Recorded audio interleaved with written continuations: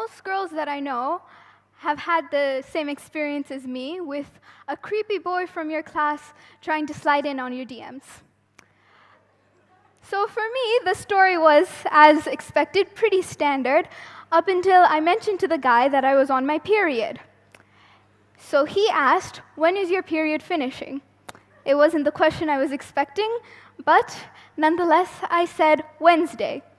He said, "Don't talk to me until Wednesday." To this day, it's still one of the funniest things that has happened to me because of my period.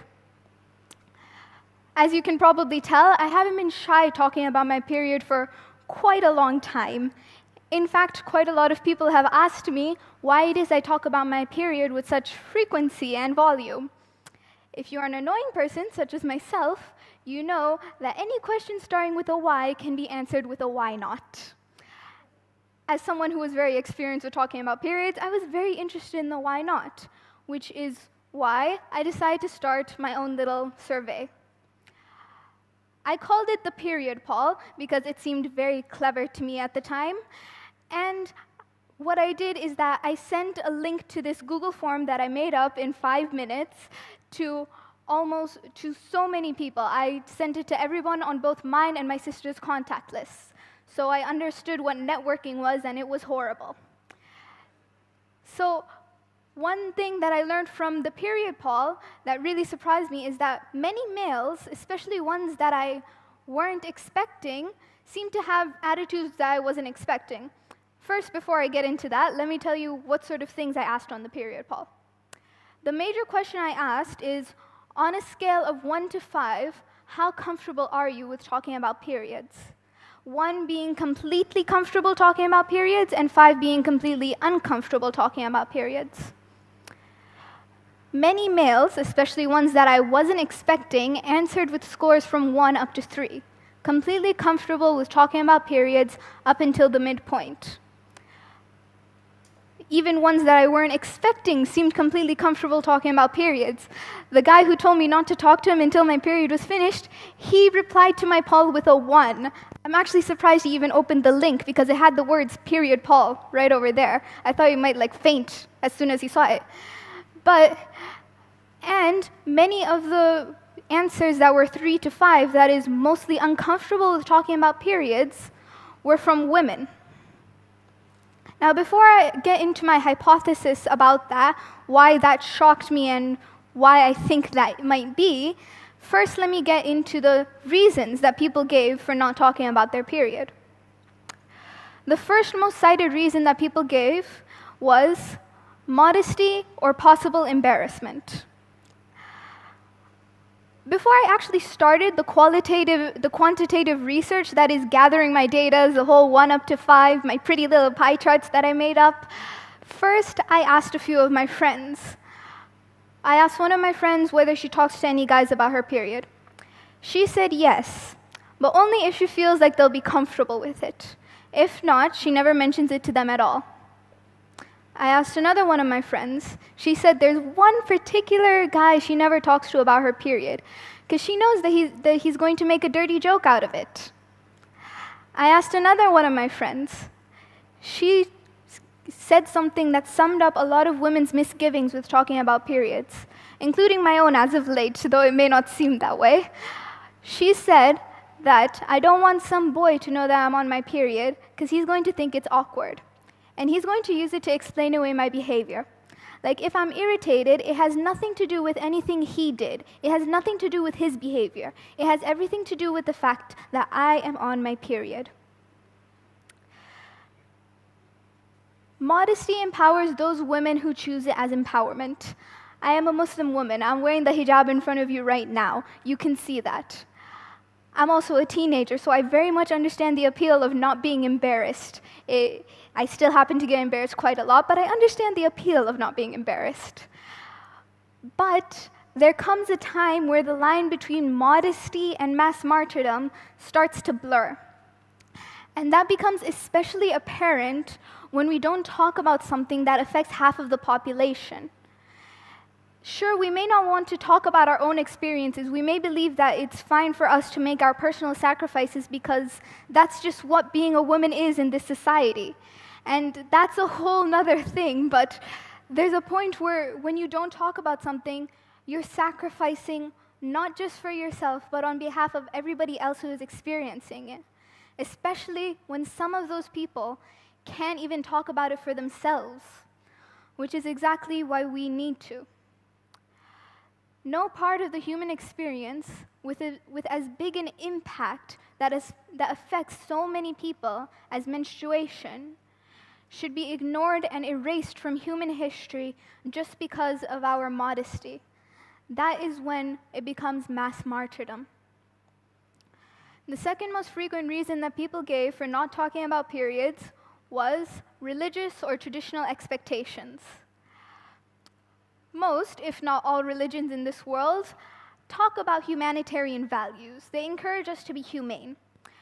So, talking about something that affects half of the population, for example, periods, in order to bring awareness to the issues surrounding it, for example, social ostracization and, general sexism, is something that seems very much part of humanitarian values. It's bringing awareness to an issue that affects a lot of people. This isn't some new revolutionary concept that has sprang out of my mind, because I've been to walks where the entire purpose is collecting money and raising awareness for a certain cause. It's collecting money and raising awareness so that people are talking about something so a solution can be found. There's so many different things like climbing Mount Kilimanjaro in an elephant costume to raise awareness about climate change. That's a thing that people actually do. And this is a thing that we should be doing too, to raise awareness about something. So besides that, the other humanitarian aspect of talking about your period as far as religion is concerned is that you're giving someone else the chance to do good. Or, in the case you're not the person having the period, you're telling the other person that it's okay, I will help you. I'm not disgusted by you. I don't think you're an emotional wreck just because you have a few hormones in your blood. I think that I can help you. And if you're the one who has the period, you're giving someone else the chance to help you. And if that isn't part of humanitarian values, then just shoot me in the brain, because I don't know what is anymore. Moving on from the humanitarian values part, instead let's get into the historical value of it. This works even if you're not religious. All religious, political, ideological revolutions in the world, they have something, some person, some story that personifies their struggle, where this person is trying to spread their message, divine or otherwise. And this person is always met with some pushback, some resistance from their community. This is because it seems that back then, being humane was controversial. Sometimes it seems like it still is. However, it doesn't seem like there is a religion alive that has part of its history and part of its DNA to tell people to shut up and sit down about what's important. Moving on, the third most cited reason people gave for not talking about their periods, and the last one I'll be talking about for today, is that they don't believe it's important to talk about. In general, our generation is socialized to believe our problems aren't important to talk about. We're told that if we do talk about our problems, we're being entitled and lazy, and we want everything handed to us on a silver platter with a silver spoon in our mouth, like we're the Queen's children. And this is even more enforced for both sides of the gender spectrum, because even if you're a guy, there's the whole strong and silent type, which honestly is such a turnoff. And then there's also for the women, the whole new trope of a strong, independent woman who don't need no man, which honestly is patriarchy's last attempt at getting you to shut up. So, in general, we're told that our problems aren't important, that we should just shut up about our problems and stop being so entitled. So, for argument's sake, let's say that I'm entitled. Let's say I'm a whiny little brat. I'm sure there are many people who would agree. And let's also say the women who are fighting against the tampon tax are also entitled. a luxury tax imposed upon a necessary sanitary item that someone needs if they have a healthy reproductive cycle. You're being told, basically, that the fact that you have blood coming out of your vagina once a month, the fact that you have a healthy, working reproductive system is a luxury, and you should be thankful for it by paying extra for tampons. For argument's sake, let's say that those women fighting against making a necessity more affordable are also entitled. Instead, let's talk about somebody different. There are girls in our own continent who miss several days of school a month because they're on their periods. These girls miss school while so much money is being funneled into public education in Africa from other states as well as our own. These girls are being socially ostracized from their families and their communities at such a critical time in their social development. Any woman here, if you can remember what it was like the first time you got your period and the emotions you went through during that, and imagine being told that you can't be with anyone at that time. You have to be alone and not talk to anyone because you are dirty and unclean. That's what these girls go through as young as 9 years old. These girls also don't have access to the same kinds of things that we do. They don't have access to painkillers. They do not have access to sanitary items such as pads and tampons. They don't have the luxury of paying extra for a tampon. And for most of their lives, they do not have access to even running water. There are women who get infected with a very high chance of dying because the cloth that they use and the other materials that they use to soak up their blood while they're on their period, they can never clean it out properly. They can never wash it out in the stream. They can never put it on a line to dry out properly because no one can ever see it. They can't let anyone see it because they can't let anybody know that blood comes out of their uteruses once a month. Their education, their health, and their lives are being endangered. They do not sound entitled to me. So if I cannot speak up on behalf of someone who doesn't have the same privileges as myself, what is the point of me having my privilege? We need to start talking about periods, which is exactly why we need to start talking about our own periods. To give you a few case studies first, in case you think that maybe I should just stop talking about the vaginas and the blood and the uteruses for a while. Instead, let's talk about rape. Conversations and education about consent and sexual harassment is what brought along the Me Too movement. It's what helped bring the spotlight out on rape culture. It's what gave a voice of empowerment to victims. Education and conversation about safe sex and contraception is what helped fight against the global HIV epidemic.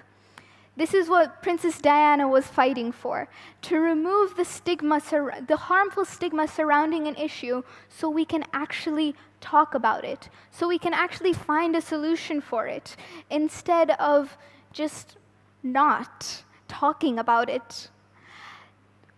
We need to talk about periods. We need to normalize education and conversation about periods so that we as a global society can just get rid of our harmful stigmas attached to the menstrual cycle. In general, what I'm saying is that we need to talk about periods so the world can get over themselves when it comes to women's bodies. So let me go back to what it was about the period, Paul, about how most people are apparently completely comfortable with talking about periods. If most people are comfortable talking about periods, why aren't these conversations happening? Or are these conversations happening, but just not making any actual progress? This is where I come to the hypothesis that maybe, just maybe, all conversations about menstruation aren't equal. For example, what I mean by this is that a conversation about periods shouldn't be somebody blaming periods for somebody being emotional or having emotions, because it turns out that someone can have emotions without it being fueled entirely by hormones and blood coming out of you. It's actually possible. Another thing is that conversations about periods also shouldn't turn into a dirty joke, because it turns out that, as we all know, hopefully, that a vagina was hardly made just for having sex with a man. Talking about periods is how we're going to help these people who are in a disadvantaged position just for the virtue of the fact that they were born with a working menstrual system. So if you think that this is something that people need to talk about, and there's something that you can do, there is. If you get your period, talk about it. Be unapologetic about it. Do not shut up about your period. In case a guy comes sliding into your DMs and he asks, "What you doing?" say, "Well, I'm bleeding out of my vagina right now, but how's your day going?" If you do not get your period, and you never will, then there's something that I do ask you to. Check your reactions when people do talk about your periods. And when you do that, please remember that the periods aren't about you. They are about humanity, both the people and the values. Thank you.